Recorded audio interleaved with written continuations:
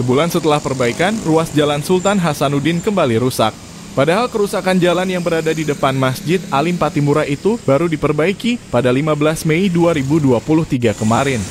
Pantauan tribunambon.com sekitar pukul 14.00 waktu Indonesia Timur di lokasi terdapat sekitar 25 titik kerusakan.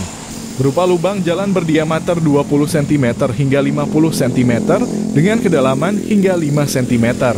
Sebagian besar kerusakan jalan terjadi pada titik penambalan jalan rusak sebelumnya. Alhasil, pengendara roda 2 yang melintas terpaksa menurunkan laju kendaraannya. Salah seorang pengendara, Risalto Maloki, mengaku kecewa terhadap kondisi jalan yang selalu rusak. Selain itu, dirinya pun menyoroti perbaikan pada kerusakan sebelumnya mungkin saja tidak berkualitas, sehingga ruas jalan tersebut selalu rusak. Diberitakan kerusakan jalan kembali terjadi di Jalan Sultan Hasanuddin, Kecamatan Sirimau, Kota Ambon, Senin (15 Mei 2023. Salah satu penyebab kerusakan jalan yakni diduga kualitas pengaspalan yang buruk.